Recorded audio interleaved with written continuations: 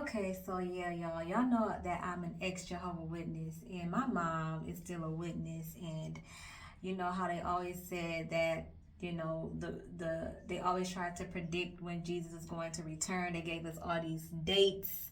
If you do your research on this organization, you will find out that they will try to come up with these dates, give different years of when Jesus is going to return. And they said that his return was invisible, when the Bible clearly says that his return is going to be visible.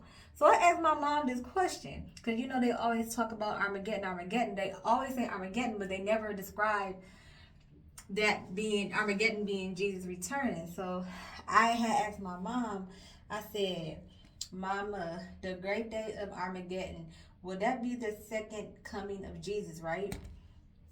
And I guess I kind of tripped her up a little bit because she couldn't respond. Because I wanted her to explain to me if the great day of Jehovah is going to occur in Armageddon, wouldn't that be the second visible return of Christ? Because y'all already said that he was going to return. He already returned invisible. He already made his return. You already said that he already returned invisibly, but that is completely contrary to what the Bible said. The Bible said he would return visible. So when they said Christ is going to return, they diminished his return as some type of light, invisible return. Like, no, his major return will be the second coming, the great day, the great war of what they would call Armageddon. But it's just crazy how my mom, she did not even respond to that, because I wanted to ask her that question to make her think.